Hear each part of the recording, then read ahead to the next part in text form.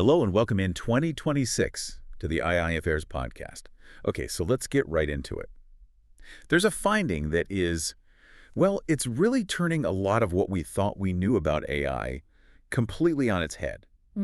For years, the default assumption has always been that English is the best way to talk to an LLM.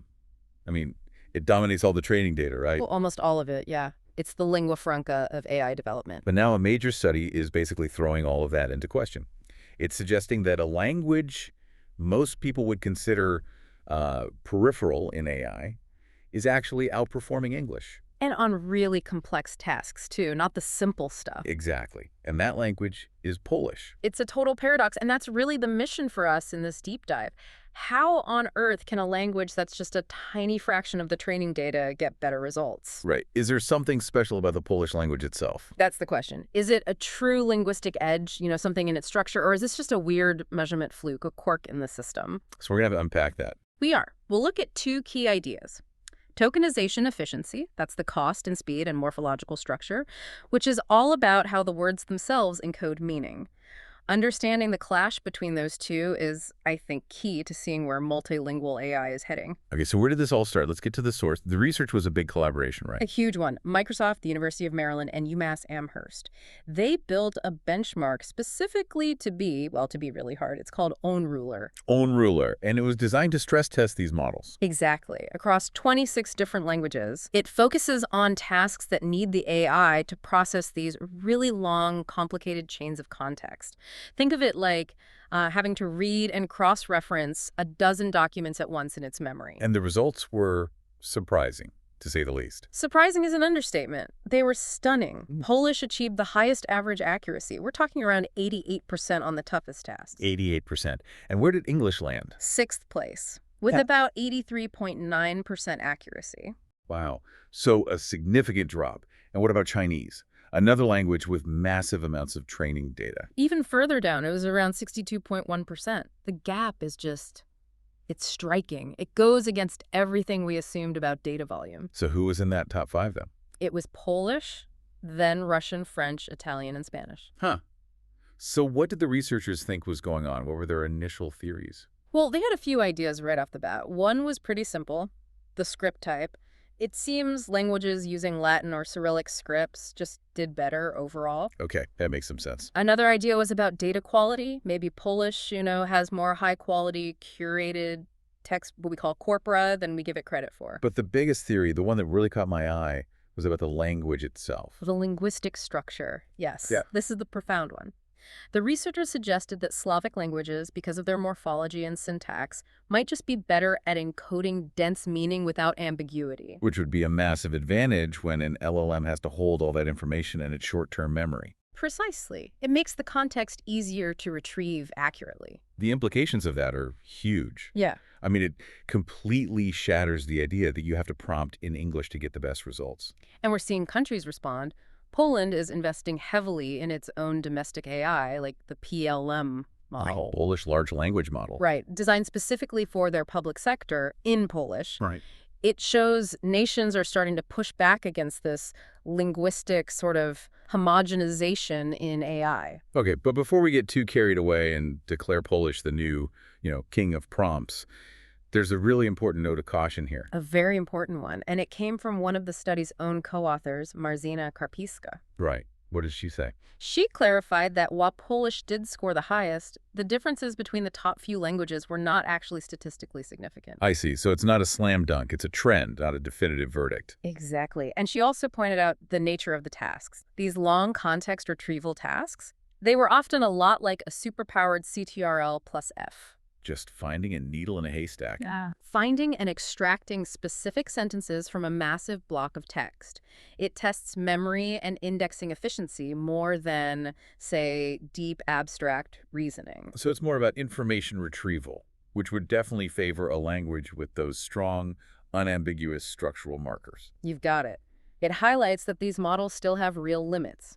And even the specific texts they used, like nights and days for Polish versus Little Women for English, could have introduced their own subtle biases. That's really important context. So the takeaway isn't that Polish is smarter, but that its structure might be more efficient for a very specific, very difficult kind of task. That's the much more nuanced and I think accurate way to see it. Okay, so if structural efficiency is the driver, let's peel that back.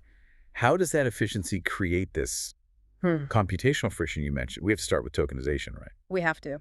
It's the absolute first step. Tokenization is just the process of breaking our text down into little numerical units or tokens that the model can understand. Lego blocks of language for an AI. That's a perfect analogy. And this one step dictates everything that comes after. Speed, performance, and most importantly for the user, the final cost. And there are ways to measure how good a tokenizer is at this. Oh, yes. Researchers look at things like compression, how tightly the text is packed, and fertility. Fertility. It's just the average number of tokens it takes to represent a single word. You want low fertility. Huh. Fewer tokens per word means you're processing things faster and cheaper. So if your language has a high token count for the same idea, you're basically paying more per thought. You are literally paying more per thought. And that brings us right back to the linguistics of it. Does it matter how the word is broken up? This is the morphological alignment debate, right? Like, should the token for books be broken into book and hess? Exactly. Aligning the token break with the morpheme break, the smallest unit of meaning. Intuitively, you'd think that would help the model. It seems like it would. And some early studies suggested it did. But newer, much larger studies, like the MorphScore project across 70 languages, found, well, they found it made no difference. No difference at all. In fact, they found a slight negative correlation. It seems the models are just so powerful they can figure out the grammar anyway, even if the token boundaries are a bit messy. Huh. That's so counterintuitive. It is, and it leads us right back to why Polish has this structural advantage in the first place. Slavic languages are what we call synthetic languages. Meaning they pack a lot of grammar into each word. A very high morpheme-to-word ratio. They use inflections, prefixes, suffixes to show things like case, gender, and tense. Contrast that with an analytic language like modern English, where we rely more on word order. So a single Polish word can sometimes contain the meaning of an entire English phrase. It can, and that's because these languages maintained their strong grammatical features over time, like having 6 or 7 grammatical cases. That structure allows for incredibly dense and concise meaning. Okay, so that's the first half of the paradox. Polish has this incredibly efficient linguistic structure for encoding meaning. But that very same thing is what makes it expensive. This is the core of the paradox. The linguistic advantage is mechanically penalized by the current AI infrastructure. And we see this friction crystal clear with Ukrainian. Another morphologically rich Slavic language. Right, and studies across all the modern LLMs, Llama, GPT-4o, you name it, show this consistent pattern. Tokenization performance on Ukrainian texts is just worse than on English. How much worse are we talking? It can be huge. For the exact same piece of content, it can average 1 extra token per word. In some cases, it spikes to 2.5 extra tokens for a single word. 2.5 tokens more. Yep. Wait, if the token count is that much higher, the model has to be slower and more expensive. It absolutely does. This directly increases the cost and the time you wait. These models generate text 1 token at a time. More tokens means more steps, more processing. More processing means higher latency. Yeah. And a bigger bill at the end of the month. Exactly.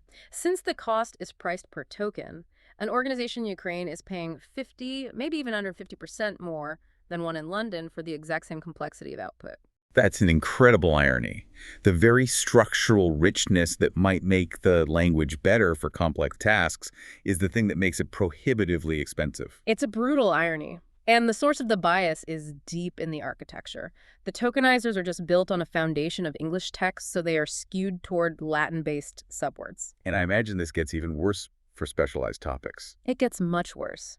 The studies found that tokenization is less effective on domain-specific texts because all that specialized vocabulary isn't well represented in the tokenizer's map. So what's the fix? Did researchers find any workarounds? I remember hearing about transliteration. They did try that for a while, converting Cyrillic script into Latin characters, trying to sort of trick the model into using its bigger Latin vocabulary. And did it work? Surprisingly, for the newest models like GPT-4o and Llama 3.1, that trick is obsolete. It can actually make performance worse. So that's good news, in a way. It's a very positive sign. It suggests the developers are finally expanding the base vocabularies enough to handle Cyrillic and other scripts directly. which is a big step for inclusivity. Okay, so let's try to bring this all together. We have this profound duality. We do. Linguistically, languages like Polish and Russian seem to have real structural advantages. Their synthetic morphology allows for this very concise, unambiguous encoding of meaning. Which explains the high performance on those really specific, difficult retrieval tasks. Exactly. But on the other side of the coin, mechanically, that same structure is penalized. The reliance on English-biased tokenizers means these languages are just more expensive and slower to use right now. So the Polish example isn't just a fun fact. It actually proves that linguistic diversity offers these unexpected strengths to the whole AI ecosystem. It challenges that whole monolingual assumption. It completely challenges it. So the big takeaway for you as a user isn't just that one language did well on a test. It's that you have to think about more than just accuracy. You have to consider this hidden computational cost when you're working in languages that aren't English. This gap, this friction between linguistic efficiency and mechanical cost, feels like the real frontier for making AI equitable, doesn't it? Yeah. It really makes you wonder how long it will take for the market to demand and for developers to build tokenizers that are truly language agnostic. Thank you for listening, and see you next time on AI Affairs.